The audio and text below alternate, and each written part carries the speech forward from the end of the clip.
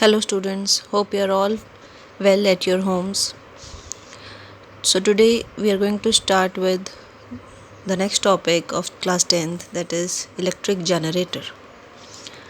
We have studied electric motor, that was DC motor, in the last video, and now today we are going to discuss electric generator. It is completely opposite concept of DC motor.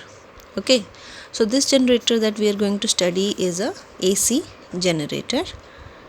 AC and DC are alternating current and direct current that we are going to understand within this topic itself. So what is a generator? Basically, generator generates the current. And how do it generate the current? That is based on the concept of electromagnetic induction that we have studied. So its principle is electromagnetic induction. That means electric generator works on the principle of electromagnetic induction. Fine. So what is it actually? It is generating a current. So it can be said that it is a device which converts mechanical energy into electrical energy.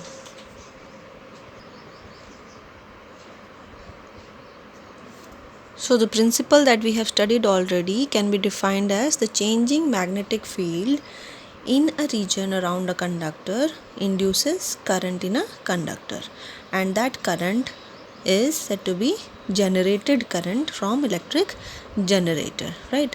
So how do we construct it? The construction is very much similar to the electric motor or DC motor that we have studied. It consists of rectangular coil, the permanent magnets, the slip rings. Remember, here it was split rings in the case of DC motor. Now here we are having slip rings. So what is the difference that we are going to understand in the diagram? We have brushes, we have axle, and we have galvanometer. So let's move on to the diagram. This is the diagram. So I think you remember electric motor diagram that was having these permanent magnets, a rectangular coil ABCD, and a split ring over here towards side AB. One split ring was there, and towards side CD another split ring was there. Now in this case, because it is AC generator, we are having complete rings, not splitted rings.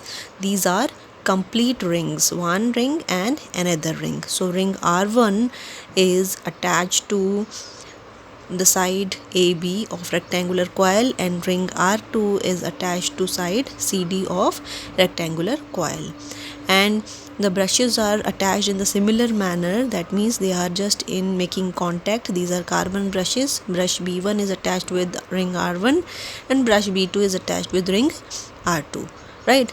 And there is one more difference, that these brushes are having circuit completion as galvanometer. Here in that case it was a battery, but in this case there is a galvanometer. And what is a galvanometer? We all know, we have studied in Faraday's experiment when we were studying electromagnetic induction, that galvanometer is a device which is just showing us the presence of current.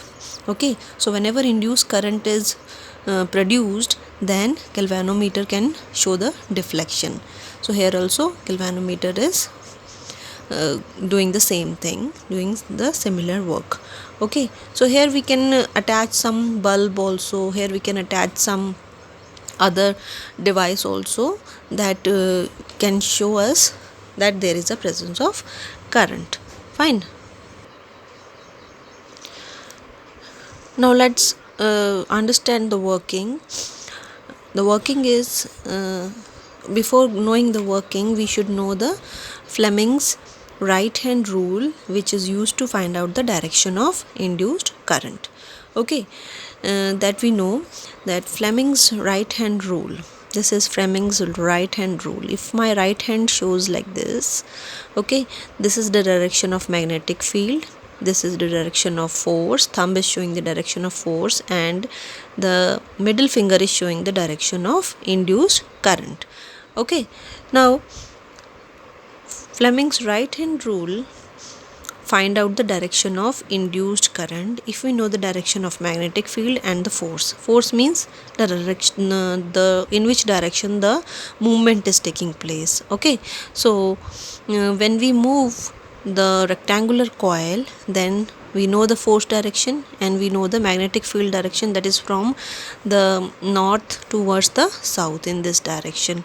Then we can find out the induced current direction in the rectangular coil. Okay, this rectangular coil can be increased, can be have this number of a number of turns. Okay, this rectangular coil is having only one turn, it is showing in the diagram, but in actual generators or in actual motors we are having a number of these turns. Okay, so the coil is having so many turns, so the amount of current will be current induced will be very very large in that case. Okay, now in this case, when we understand the working, first of all we should know that the rectangular coil is to be moved with the help of the axle. Now where is the axle? Axle is over here. It is a cylindrical structure which over which the rings are attached. Okay, these two rings are attached over a cylindrical structure. So with the help of axle we can move or we can rotate the rectangular coil. Okay, so it is just providing the axis of rotation also. This is the axis of rotation, the center point. Okay, along which it moves like this. Okay, so it is moving like this. So first of all I can consider the movement then that the side AB, if it is like this, so it is moving like this. So AB is moving upward and CD is moving downward into the page, we can say. So we just have to imagine in a 3 dimension, so that we can understand it better. So AB is moving upward, I am considering, and CD is moving downward. Fine, if AB is moving upward, that means force that is shown by the thumb is in the upward direction like this. Okay, and what is the direction of magnetic field? From north to south. So this is the direction of magnetic field like this. So upward movement of AB and magnetic field from north to south. Where is the direction of induced current? It is from this side to this side, that means from A to B it is. Okay, so our current direction is from A to B, so I can mark it over here. From A to B the current is moving, and for the continuity I can say that it is going from B to C and then from C to D. At side CD also I can apply Fleming's right hand rule. So direction of magnetic field like this, CD is moving downward, so it is downward. So if I am doing it like this, so where is my this finger, where is my middle finger? It is showing downward from C to D. So from C to D the current will be directing. Okay, so if I see the current direction in the whole circuit now, from A to B, then C, then D, then through brush B2 it is coming towards the galvanometer as this. Okay, and the continuity says it is through B1 and R1 and then to this. Okay, so current direction is like this through the galvanometer or through any device or wherever we are using this electric current, right? So this is about half of the rotation when AB is moving upward like this and CD is moving downward, so it is moving like this. Okay, so if it is moving like this, it must come towards this side. So AB will come towards CD side and CD will go towards AB side after half rotation. Okay, so when it is moving like this, the current direction was this. Now after half rotation, what will happen? After half rotation, this side we are having CD, so CD will move upward because I am moving in a continuous manner this rectangular coil in this manner. Okay, so B is this side is moving up and this is moving down, this is moving up, this is moving down. So at this side when CD comes, so CD has to move upward. When CD has to move upward, in CD the direction of current will become D to C because it is D now. Okay, so if it is D to C, the direction of current is like this, but the side CD is attached to ring R2. Okay, if it is attached to ring R2, then it is the direction of current will be reversing in this case. How? I will show you with another diagram.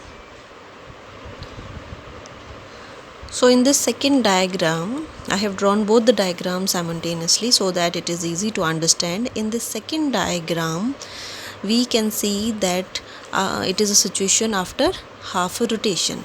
In the first diagram that we have understood earlier, AB was moving upward and CD was moving downward, and the direction of current was A to B and then C to D. Okay, and through this it is like this. Now because CD side has moved towards this, so CD side is attached with the ring R2, so this ring will also move towards ring will just move toward like this, and its situation remains the same, and it will keep on attached with the brush B2. Okay, so this brush is B2 over here and this is B1. Here I will write down B1 and this brush is B2. Ring is R1, ring is R2. This ring is turning towards this side and the side is coming towards this side. So if the side is coming toward this side, CD, the ring is over here. Okay, so it is attached to B2 itself, so it is ring R2, it is ring R1. So R2 keep on touching B2 even if the side CD comes towards this side, and AB side when it comes towards this side, it will remain attached with the brush B1. The ring R1 will remain attached with brush B1. So what will happen because of this? Okay, let us see the direction of current again. Applying Fleming's right hand rule towards side CD, because it is moving upward, the direction of current will be from D to C, and the direction of current from this is B to A. So here we will see the direction of current in complete circuit. What it will be from B to A. Let's see the current continuity. From ring R1 it is connected to B1, so the direction of current goes like this, and like this through B2, then R2, and then to side CD. So this is just an overlapping. Don't think that there is a connection. Okay, so this line is just overlapping, just to show in the diagram. Okay, so what is the direction of current now here through the galvanometer? It is reversed. You can see earlier it was like this, now it is like this. So after half rotation, this is the situation of the diagram, and that the current direction is reversing. Okay, this type of current in which after every half rotation the direction changes, okay, that is known as alternating current.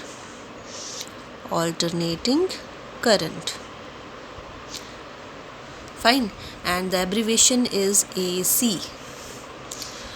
Okay, so this is very important to understand how the current direction reverses in this case. This is all because of these slip rings. Okay, the complete rings we are using over here. If it was split ring. In this case, the rings were splitted. Okay, so one ring was attached with this one and another ring was attached with this one. So this ring attached is coming toward this side and this ring attached is coming toward this side. So the rings were also exchanged and the brushes were exchanged. So if the brushes were exchanged, the current direction in that case will remain same, and that current is known as direct current, in which the current does not changes its direction after a particular time period. That is known as direct current. Abbreviation is DC. Okay, so it is unidirectional current, and it is not unidirectional current. It always changes its direction after every half rotation, you can say, or after every particular period of time. So it is also known as periodic change in the current direction. Fine. So there is a difference between direct and alternating current, and because of that there is a difference in AC generator and DC generator. So this type of generator that we have studied in your syllabus, with this diagram, it is AC generator. Okay, so this is a concept of AC generator, before half rotation and first half rotation and second half rotation. Okay, so the situation before first half rotation, after first half rotation, that you can say.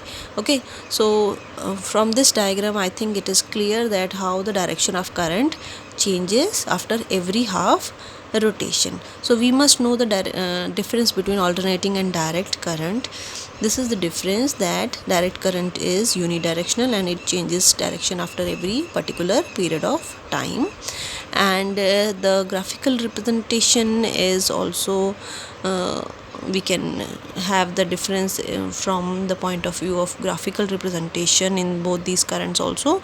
And if we know the graphical representation, we can say what is the frequency of these two currents, because they are changing, it is changing the direction of its direction after every period of time, and there must be some frequency for that. So a fixed frequency which is used in India for alternating current is 50 hertz. That means after every 1/100 cycles, after every period of time, it is changing the direction. Okay, and for direct current it is not at all changing the direction, so it is having frequency as 0 hertz, that you can say.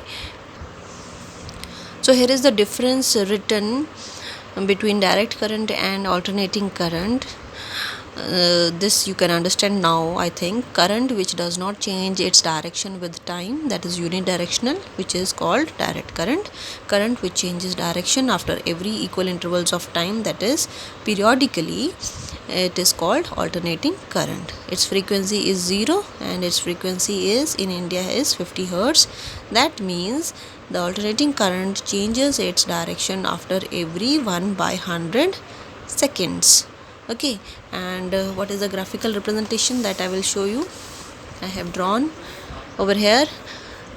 For AC, the graphical representation looks like this. It is periodic, so it goes to a maximum value, then comes down, then mean position, then like this, then comes up, then comes down like this. Okay, and the DC can be represented as like this, without any frequency or no changing direction, or over here also it can be shown like this. It is showing only positive moment and no negative side, so no change in the direction, actually, you can say. So this is represented like this also. It is a current time graph for both of that. Okay, so here are some advantages that I have written that we should understand. They are very simple advantages of AC over DC. They are: electric power can be transmitted over long distances without much loss of energy if we are using AC. Okay, this is the reason that in household circuits we are using alternating current also, because it has to be transmitted over long distances from the powerhouses to our homes and to many other buildings also. So during the transmission there should not be much loss of energy, so that is why we use always AC in our domestic circuits. So it can be generated at low cost, it is very cost effective, that is an important point, important advantage. So third one is absence of commutator in AC generators avoids the sparking and therefore increases its efficiency. So efficiency is increased because of no commutator. Commutator we know that is a split ring that we have understood in DC motors. Okay, so those if we consider DC generators, that also can be is possible, I have told you just now. So in case of AC generators there is no commutator. So if there is a commutator there is a split ring, and if there is a split ring like this, split ring is a structure, complete ring and split ring. So split ring is a structure in which there is some gap, this gap may produce the sparking because there is a discontinuity of current circuit. Okay, so if there is a discontinuity, a little bit discontinuity, and it is not affecting the circuit, but there is a case of sparking over there where there is a gap, where there is a air gap, so it decreases the efficiency. Commutator decreases the efficiency of the device. Okay, next one is AC can be easily converted into DC using rectifiers. Rectifiers are the devices which are made up of diodes, PN junction diodes, that you will study in class 12th. Okay, so these devices can convert easily alternating current into direct current. So no need to generate DC, actually they can be easily converted wherever required. Okay, so if we are having AC in our household circuits, we can use DC by just converting them, as we are using in the chargers, mobile chargers, laptop chargers, we are having converters. Okay, so those rectifiers convert it into small current, that is DC current, and then in the charger we can use those current. Fine. Next is AC can be regulated by a choke coil with a very few energy losses, but DC can be controlled by ohmic resistances and a lot of energy is wasted in the form of heat. In the case of DC, the lot of energy wastage is there, that we have studied, that we have understood in the first topic also, first point also. Okay, so AC, for regulation of AC we use choke coils. Okay, and there is very less energy loss in that case, but DC resistances can be controlled using ohmic resistances. Ohmic resistances are like rheostats that we have understood, or variable resistors. In the electricity chapter we have understood the concept of ohmic conductors and ohmic resistances, so we have to use those devices. Those are very big devices in the case of DC that we have to use. Okay, so there are very too much of loss of energy that is taking place in that case. Next comes the disadvantages of AC. AC is more dangerous. There are some disadvantages also. It is very dangerous to work with, and so we need earthing wires for that. Okay, so that the shock is not damaging our body, or it is not, there is no risk in that case. Okay, as compared to DC. Several chemical processes and effects such as hydrolysis, electrolysis, electroplating, electrorefining, these are not possible with the help of AC. Only a small amount of current is required, and a unidirectional current is required basically in these chemical processes, so that is not possible for if we are using AC. It is possible only because of DC. Fine. So hope you understood this topic of electric generator and AC and DC. It is very useful to use generators if we are having any device which can convert mechanical energy into electrical energy. Okay, this is very useful in our daily life. Thank you.